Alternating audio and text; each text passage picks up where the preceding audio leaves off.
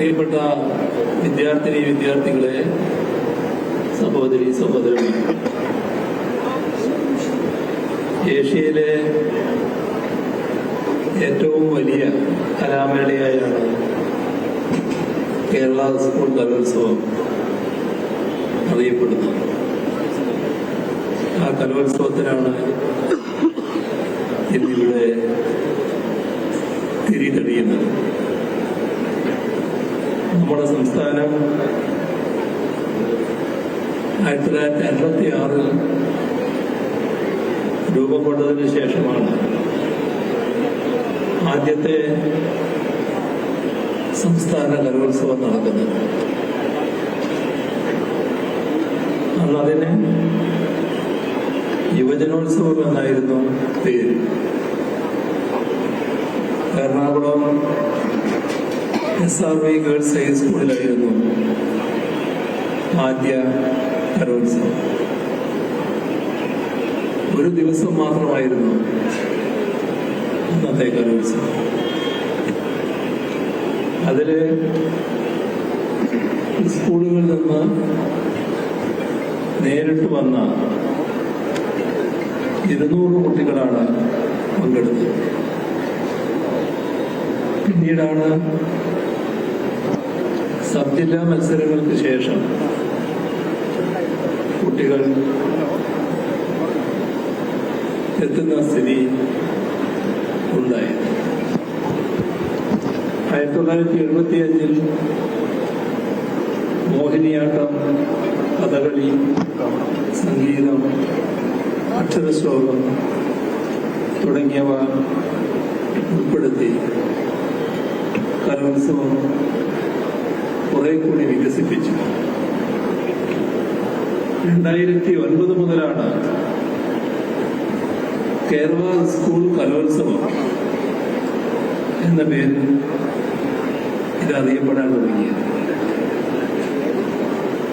70 വർഷം കൊണ്ട് ഈ മേളക്ക് വന്ന മാറ്റം അമ്പരപ്പിക്കുന്നതാണ്. 1956 200 മത്സരാർത്ഥികൾ ഇന്ന് 14,000-ത്തിലധികമായിരിക്കുന്നു.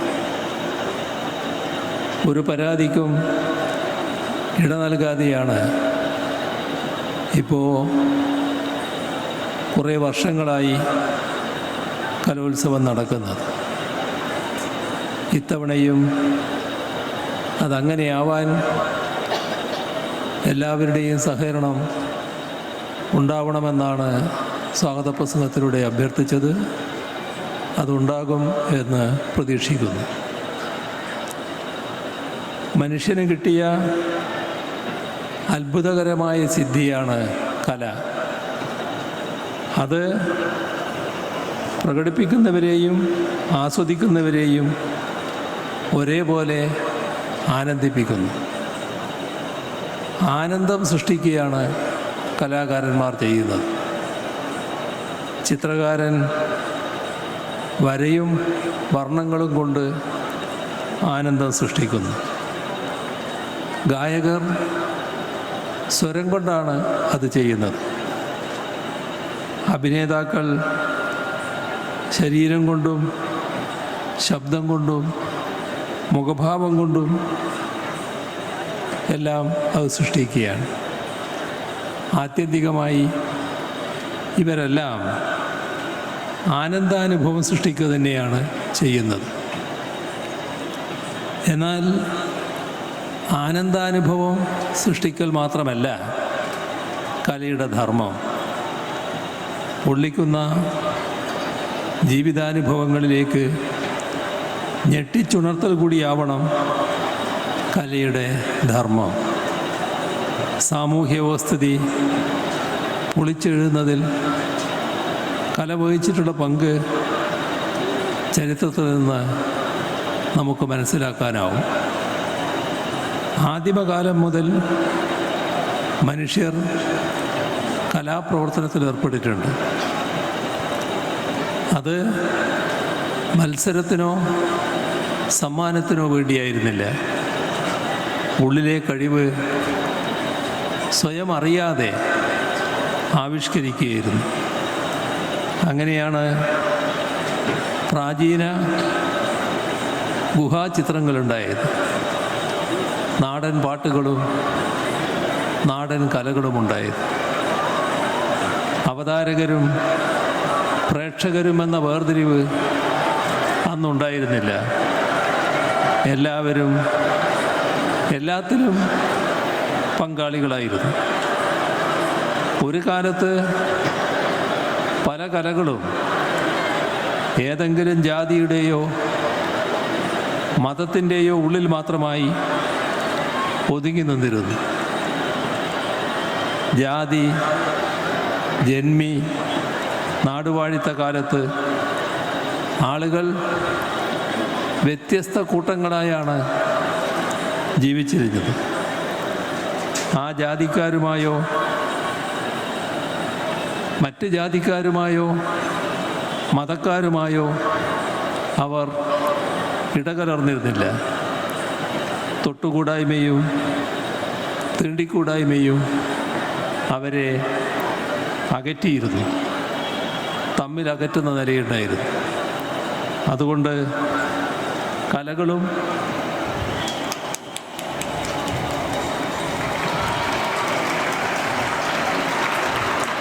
കലകളും അതത് സമുദായങ്ങളിൽ ഒതുങ്ങി.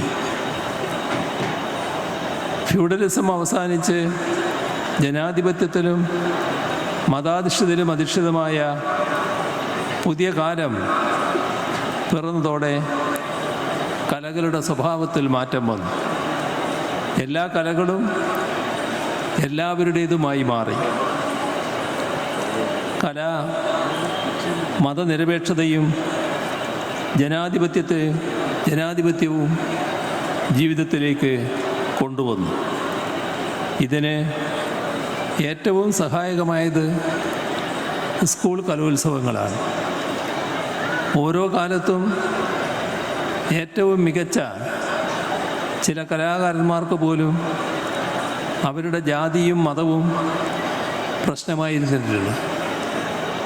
തൃശ്ശൂർ ജില്ലക്കാരനായ വലിയൊരു ഗായകനായിരുന്നല്ലോ കലാമണ്ഡലം ഹൈദരാലി. കലാമണ്ഡലത്തിൽ ചേർന്ന് അദ്ദേഹം കഥകളി സംഗീതം പഠിച്ചു. കഥകളി ഹിന്ദുക്കളുടെ, പ്രത്യേകിച്ച് സവർണ ഹിന്ദുക്കളുടെ കലയാണെന്ന് കരുതിയ ചില യാഥാസ്ഥികർ അദ്ദേഹത്തെ വിലക്കാൻ നോക്കി. കഥകളി ക്ഷേത്രങ്ങളിലാണല്ലോ പ്രധാനമായും അവതരിപ്പിച്ചിരുന്നത്. ചില ക്ഷേത്ര കമ്മിറ്റിക്കാർ അന്യമതസ്ഥൻ എന്നാരോപിച്ച് അദ്ദേഹത്തെ അകത്ത് കയറ്റിയില്ല. ഒരിടത്ത് കഥകളി നടന്മാർ മതിലിനകത്ത് സ്റ്റേജിൽ ആടുമ്പോൾ പാട്ടുകാരനായ ഹൈദരലിക്കായി മതിലിൻ്റെ ഒരു ഭാഗം പൊളിച്ച് മതിലിന് പുറത്തായി ഹൈദരാലിക്ക് നിന്ന് പാടാൻ പ്രത്യേകം ഇടമൊരുക്കുകയുണ്ടായി. തൻ്റെ ആത്മകഥയിൽ ഇത്തരം ദുരനുഭവങ്ങൾ അദ്ദേഹം സങ്കടത്തോടെ വിവരിച്ചിട്ടുണ്ട്. ദൈവത്തിൻ്റെ പാട്ടുകളാണ് കഥകളി പദങ്ങളായി അദ്ദേഹം പാടിയിരുന്നത്. അദ്ദേഹം നല്ല ഭക്തനുമായിരുന്നു. തൻ്റേതല്ലാത്ത കാരണത്താൽ മറ്റൊരു മതത്തിൽ പിറന്നുപോയതിൻ്റെ പേരിൽ അപമാനിതനാകുന്നത് ഒരു ജനാധിപത്യ സമൂഹത്തിൽ അംഗീകരിക്കാൻ കഴിയില്ല. അതേസമയം നിരവധി ക്ഷേത്രങ്ങൾ സന്തോഷത്തോടെ അദ്ദേഹത്തെ പാടാൻ അകത്ത് കയറ്റിയിട്ടുമുണ്ട്. കാശി വിശ്വനാഥ ക്ഷേത്രത്തിൻ്റെ അകത്തിരുന്ന് ഉസ്താദ് ബിസ്മില്ല ഖാൻ ഷഹനായി വായിച്ചിരുന്ന കാര്യം ഹൈദരാലി എടുത്തു പറഞ്ഞിരുന്നു. കലാകാരന്മാരെ മതത്തിൻ്റെ കണ്ണിലൂടെ കാണരുത്, കലാകാരന്മാരായി കാണുക, അതാണ് വേണ്ടത്. കലയാണ് അവരുടെ മതം എന്ന് കണക്കാക്കുക.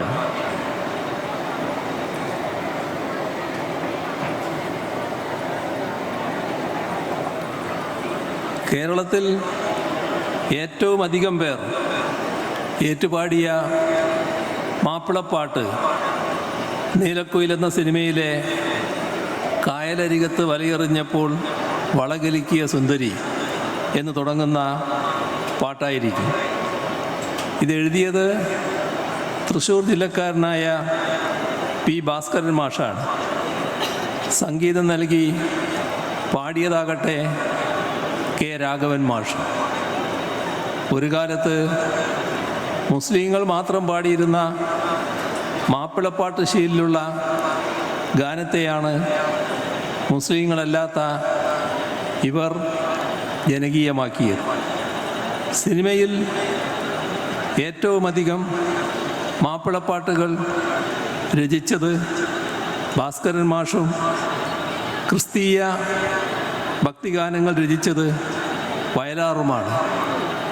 മറ്റ് മതക്കാരുടെ കൂടി അനുഭൂതികൾ സ്വാംശീകരിക്കാനുള്ള വിശാല മനസ്സാണ് നമ്മെ പരിഷ്കൃതരും സമ്പന്നരുമാക്കുന്നത്. കലയെ മതത്തിൻ്റെ കള്ളിയിൽ ഒതുക്കാൻ ശ്രമിക്കുന്നവർ ഇക്കാലത്തുമുണ്ട്. മുസ്ലിങ്ങൾ ഭരതനാട്യം പഠിക്കരുതെന്നും ഹിന്ദുക്കൾ ഒപ്പനയിൽ പങ്കെടുക്കരുതെന്നും പറഞ്ഞ് കുഴപ്പമുണ്ടാക്കാൻ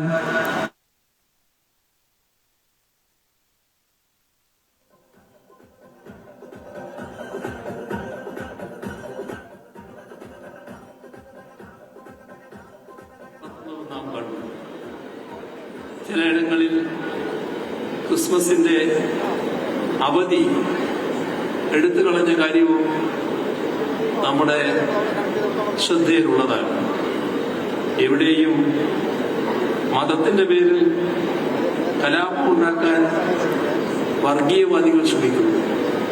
സിനിമയിലെ കഥാപാത്രങ്ങൾക്ക് പോലും ജാനകിയെന്നും സീതയെന്നും മറ്റും പേരിടാൻ സമ്മതിക്കാത്ത നിലയിലേക്ക് കാര്യങ്ങൾ നീങ്ങുന്നു.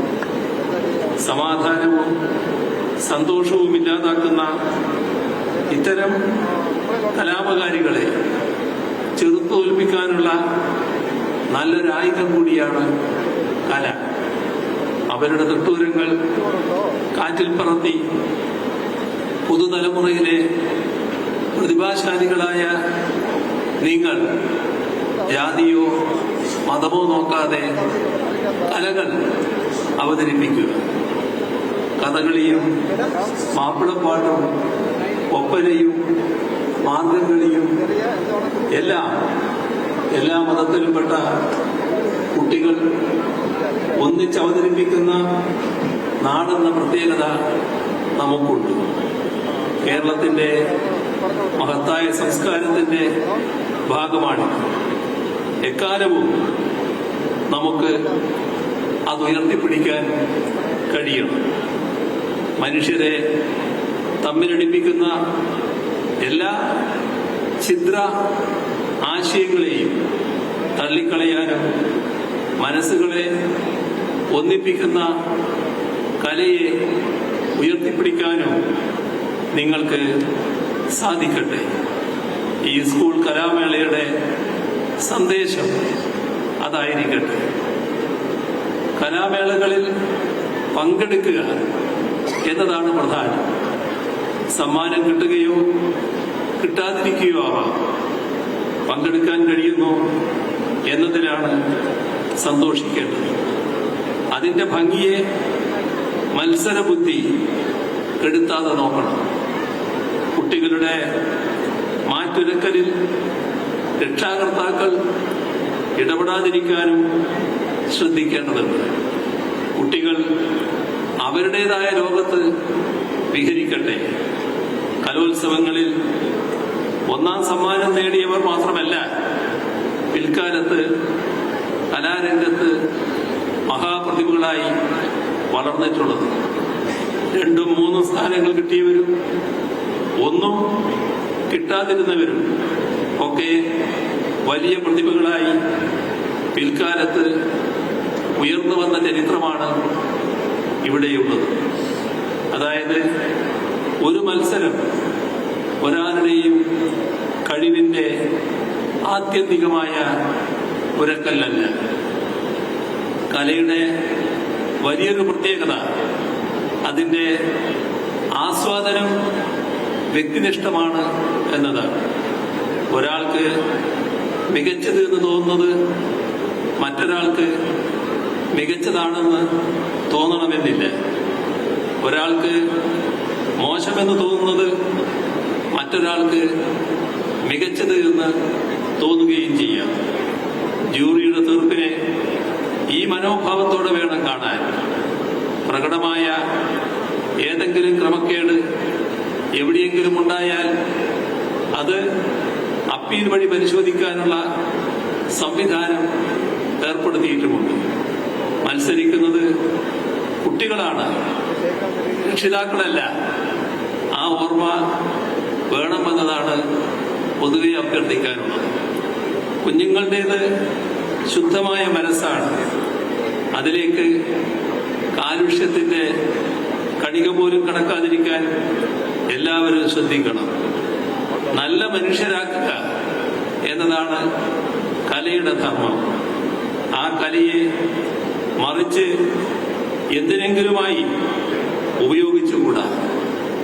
ഈ കാര്യം ഓർമ്മിപ്പിച്ചുകൊണ്ടും ഇവിടെ വിവിധ മത്സരങ്ങളിൽ പങ്കെടുക്കുന്ന കുഞ്ഞുങ്ങൾക്കെല്ലാം ഭാസുരമായ ഭാവി ഉണ്ടാകട്ടെ എന്ന് ആശംസിച്ചുകൊണ്ടും 64ാമത് കേരള സ്കൂൾ കലോത്സവം എല്ലാവരുടെയും അനുമതിയോടെ നിറഞ്ഞ സന്തോഷത്തോടെ ഉദ്ഘാടനം ചെയ്ത് അറിയിച്ചുകൊണ്ട് അവസാനിപ്പിക്കുന്നു. നിങ്ങൾക്ക് സ്നേഹാഭിവാദനം.